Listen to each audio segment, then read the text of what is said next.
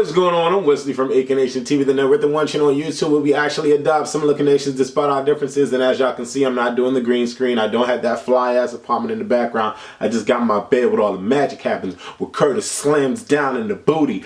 But I just wanted to keep it real simple. You know, a lot of my videos I've been trying to make it more visually appealing to you guys so that you're not just seeing this raggedy ass bed in the background, that you do see something that's just appealing to the eye, and then you see me and then you just listen. But you know, a lot of people are like, oh, what's a green screen? Oh, it's a green screen. Oh. So I'm like, whatever, I'll just show y'all my raggedy ass bed and y'all just gonna deal with it, I guess. Shout out to all my 8 Connects. I love y'all. Thank y'all for watching the Storytime videos. Please continue to support. Let's get more and more viewage on the Storytime videos. And actually what I would like to do is send out a Storytime challenge to the brother that seems to be doing his motherfucking thing with these Storytime videos. You know what I'm saying? Mr. Sky's Antenna. My challenge to you, brother, if you choose to accept it, is to make a Storytime video about the first time that you've had sex with a straight guy. I don't know if you've done this already. If you've done this already, let me think of another Storytime video. The first time that you gave head. That's another Storytime video. But I would actually prefer the sex with a straight guy because my Storytime video is kind of cool. So yeah, let Sky Santana know that the challenge is out there. Alright, so y'all see the title of this video. Let's talk about me coming out to the world. I'm coming out. I want the world to know that I am gay. And I knew this ever since I was a youngin', okay? I had to be like 5 or 6 when I first met, we'll call him Jose. My first was a Latin boy. Yes, indeed. And he lived, well, we lived in the projects, and he actually lived across the parking lot. You know, when you come in from the road and you go into this huge parking lot where we used to play double dutch, and we used to have the chalk and play hopscotch on that and the big old dumpsters was there with the big old possums that used to come out, and ragtag dogs that used to sit near the damn dumpster, and I hated throwing away the garbage. Yeah, that's the kind of project I'm from. And Jose was real cool, and I remember when he first moved in, and you know, every time you have somebody move in to the hood, the projects, the neighborhood, you always like, Ma, who's that? Yo, who's that? Who's the new kid on the block, or whatever the case may be. So that's kind of like what it was. He was cute. He was pretty boy status. You know what I'm saying? Had these nice eyes. And it was just, I was just like, oh, like, I like that. Whatever that is, I like that. I think he's cute. Just like 5, 6, 7, something like that. And, you know, obviously we entertained each other. So it ended up being, you know, one of those situations where you get to know the people in the neighborhood, because all the kids knew the other kids, you know what I'm saying? And if a new kid came to the block, all of us was going to figure out who he was, what his name was, and, you know, what his deal was, what kind of toys he had. You know what I'm saying? What you got? What your mom's buy you, you know? So it was one of those situations. For whatever reason, we kind of connected. We became cool.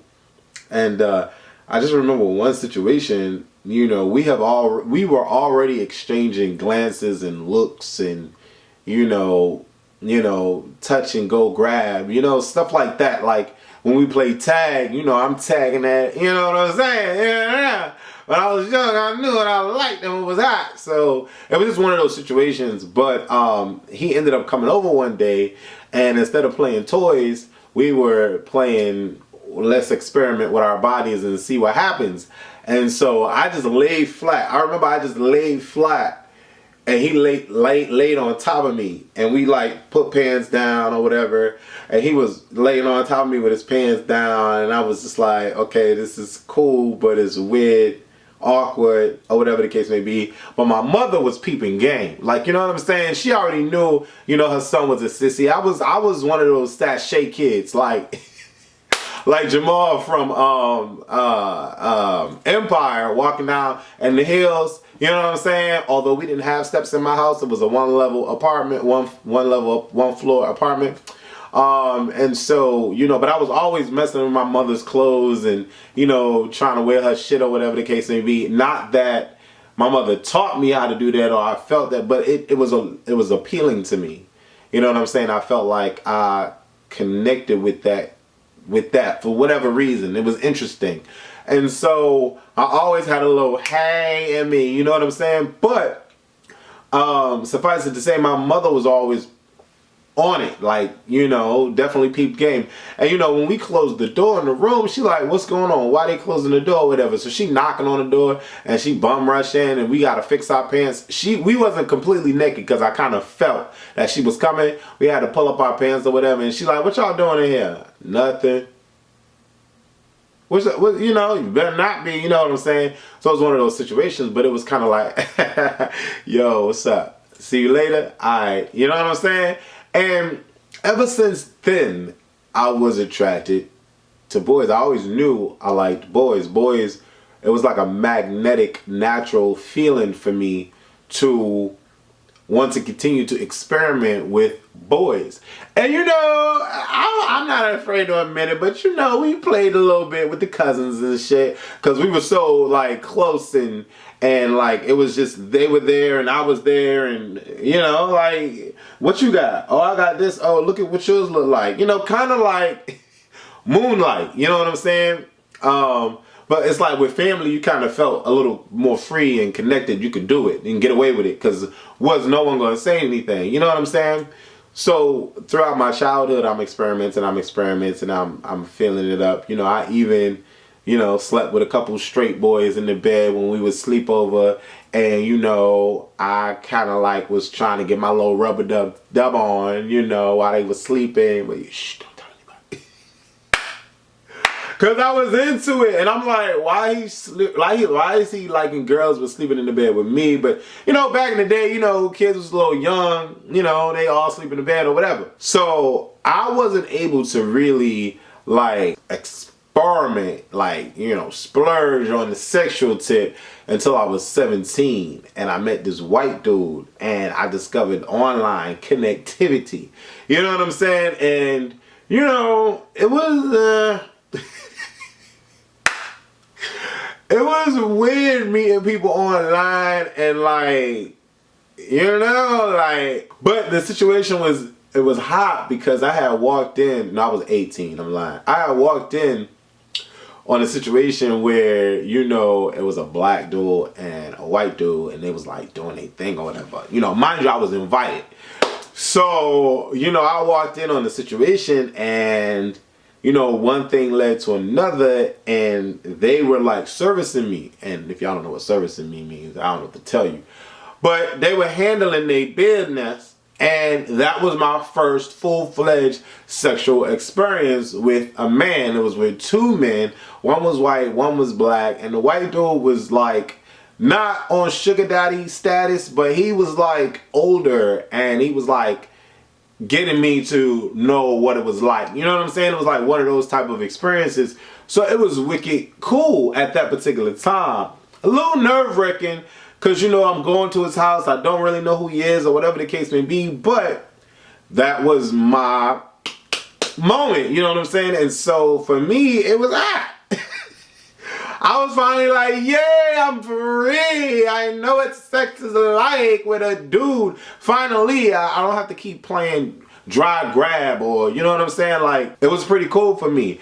At this point in the game, though, is when I realized at an early age, like 10-ish, that being gay was not okay. That being gay in my family was a no-no. And I always was around my cousins, my dudes, and we grew up together.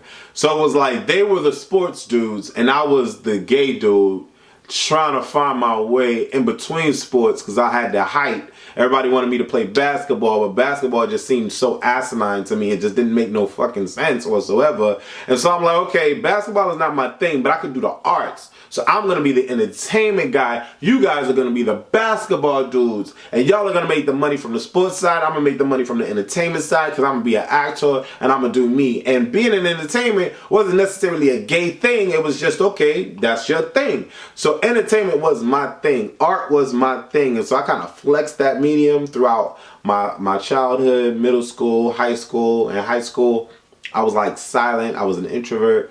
you know, I was into my thing. But in junior year, I kind of like developed a sense of style and, you know, a sense of cocky. And so I was that art dude. And so, you know, I never really was able to flex and be like, I'm gay, hear me roar, because my cousins told me at an early age that gay is whack and you can't be gay, and you have to be playing sports because you're black, and you have to be playing basketball because you're black, and black men are not gay, right? So you're not gay. And I'm like, okay, I'm not gay. You know what I'm saying? But I never messed with a girl, never wanted to mess with a girl, never wanted to kiss a girl, never wanted to be with a girl, because I just didn't have those feelings. Those feelings never came to me. Ever. Ever.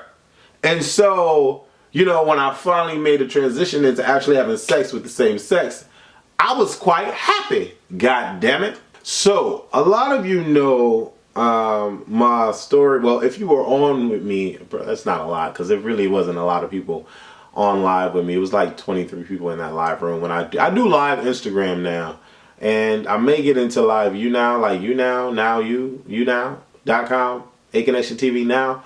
I might get into that, but I love the Instagram live. It's wicked cool. But a couple of y'all were in there, and my ex had dropped in. Kaboom! Guess who stepped in the room? To Cal, and his name is James. He said his name on the live stream, so y'all all gonna know his name is James. And today's his birthday, so I gotta text him or call him and tell him happy birthday. But James was my escape. And the reason why I say he was my escape was because when I was in my 20s or whatever, I was living in Connecticut, and I didn't really want to live in Connecticut anymore. I had my own place, my own world was established, which was great, but Connecticut was whack. And I wasn't really going to find the entertainment world that I was looking for being in Connecticut. But at the same time, you know, having my sexual experiences with dudes and trying to find myself in that world, because at this particular time, no one knows about me, and I can't just be like, you know, it is what it is or whatever. Although I moved out for the particular reason to have the ability to be express myself and live free and not care what people think or whatever the case may be, because if I'm paying my own bills, no one can tell me anything. But I was still in the family world. I was still in the world of Connecticut where I grew up, and I just didn't really want to have to care about people caring about who I'm fucking or who I'm gonna be doing whatever with. So, you know, I'm talking to James for a little bit and a lot of it, and we're exchanging. And this, I'm telling you, the world of online was hot back in the day. Okay, so we connected. I went up to Massachusetts to see him a couple times, and it just so happened that we ended up falling in love with each other. And, you know, I was like, best friend, which is Tiffany. Shout out to Tiffany Jones. Best friend, I'm about to move. Hi, what you mean? Where you moving to? You know, I'm moving up north with a friend. A friend?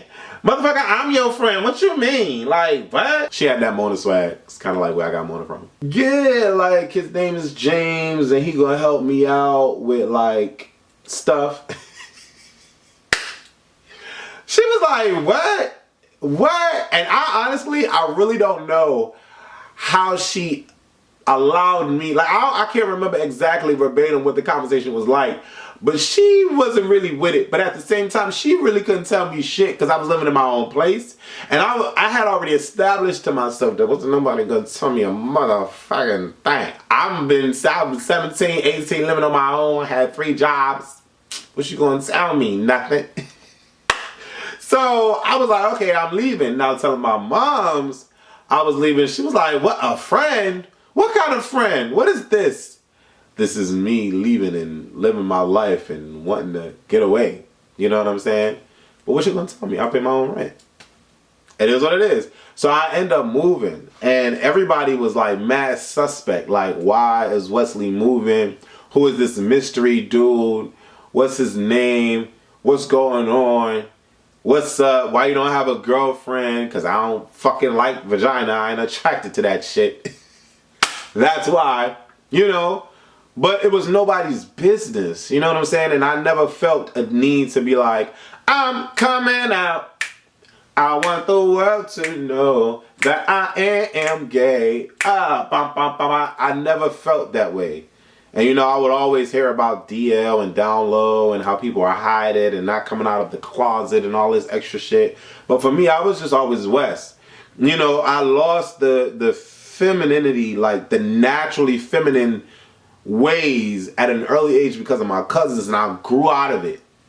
You know, I didn't know, I kind of felt like maybe I could grow out of being gay, but you can't fucking grow out of being gay. I feel that you have the ability to decide if you want to live a miserable fucking life. Everybody has that ability to decide if they want to live a fucking miserable life. Because if you are gay and decide to become straight, you will indeed decide to live a miserable fucking life. And I think that's majority. Some people say that they, you know, decided to whatever, but there's no way that I would decide to live a life that's ridiculed and you know, frowned upon and, you know, all of that extra shit. That's just not me.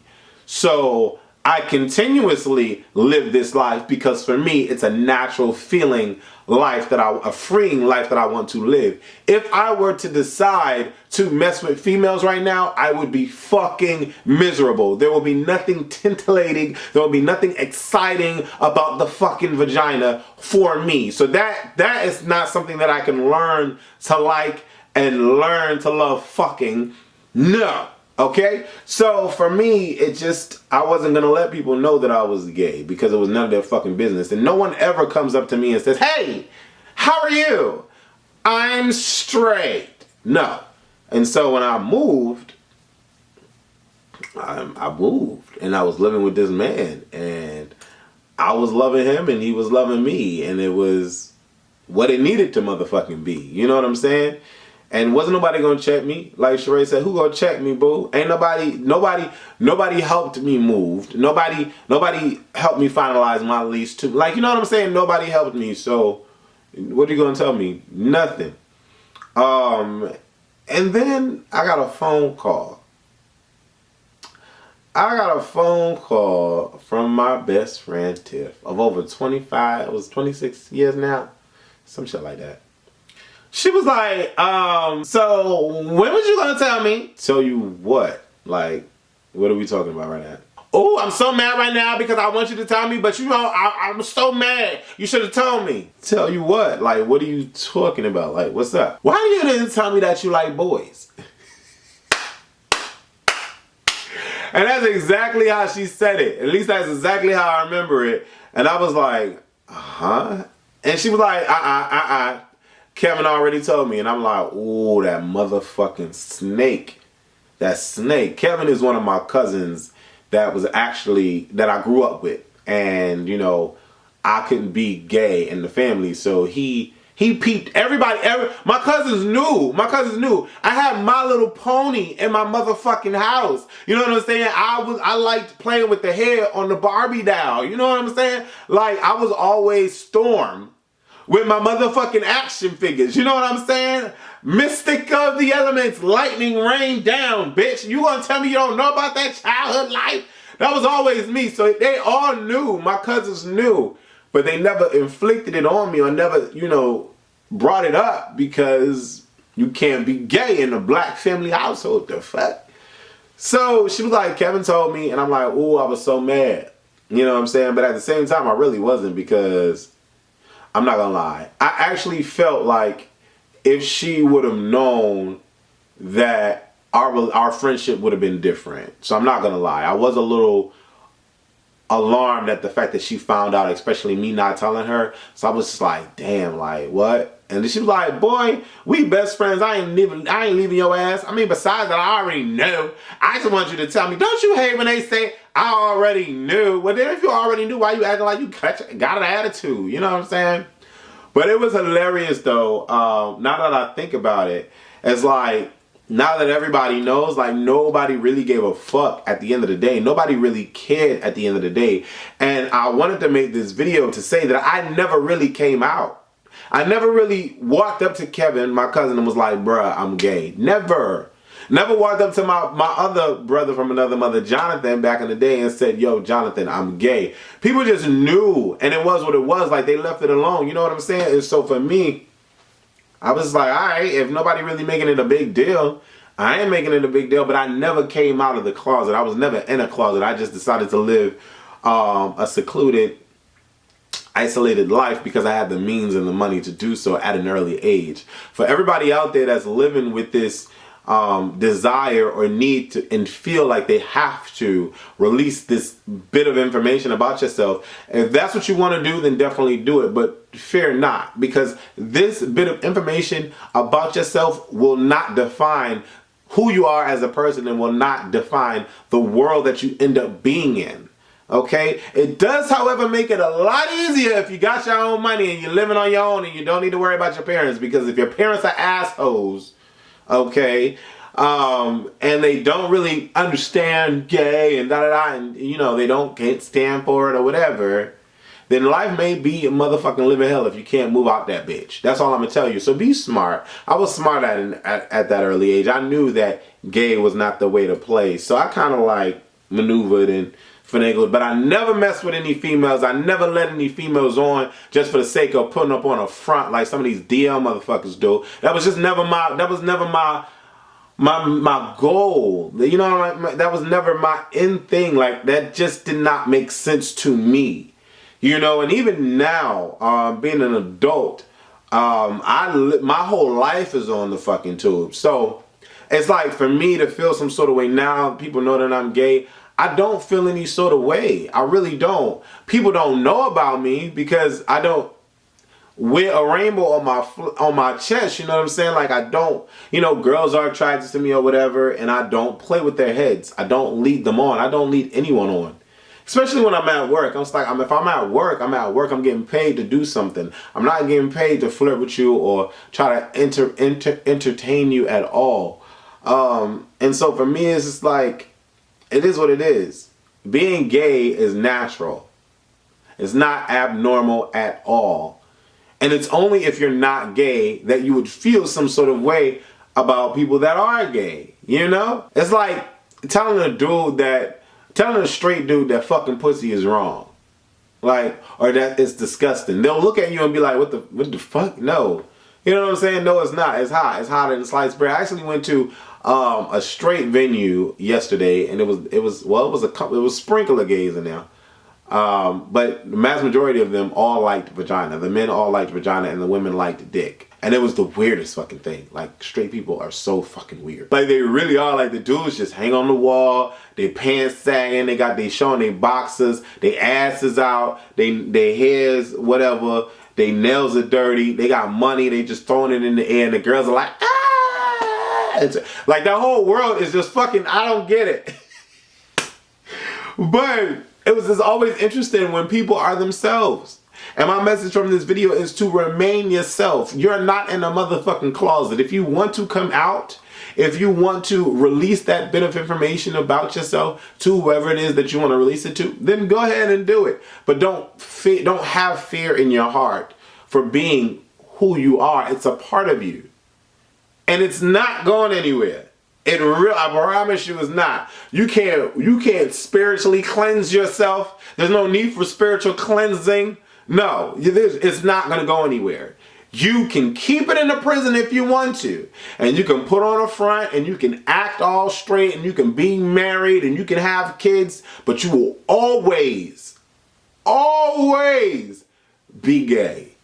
Period.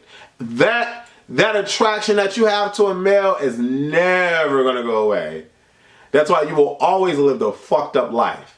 Now, some people, I want to say it's a small percentage of people that actually can do both, or not do both, that actually can close up that part of their lives and be happy, you know? And I just call them bisexual. You know, I just call them a small percentage of the bisexual community. I don't call them straight. You know what I'm saying? Because if you're straight, then you're in love with women. If you're gay, then you're in love with the same sex. If you're bisexual, then you can be in love with both. It's not the physical act of sex. But, you know, I'm not going to get all into that video. I saved that for, you know, Sky Santana on this challenge, the Storytime challenge, about the first time you was with a straight dude. But I'm curious to know what you guys think.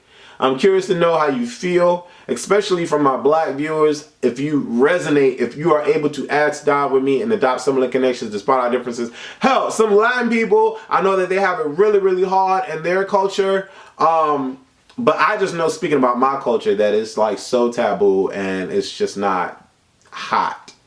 And so that's why I wanted to make this video. For everyone out there that feels like being themselves is not okay, I say fuck that and be yourself all day. I'm Wesley from Make Connection TV, the network. Definitely follow me on all the links below. Leave comments, share and tweet. Let's get this video up to 1,000 likes pretty quickly. I love y'all. Explain to the people that weren't able to understand your history with your sister, if you can give us a little brief synopsis of how you came to meet and how that all worked out for the show. Okay, yeah, I met Asia when I was about 15. I was about to turn 16. I was trying to hurry. I didn't know nothing. All I did was I came. I didn't want to do nothing. I was so hungover. I couldn't do nothing. There was everything else. Right. I didn't.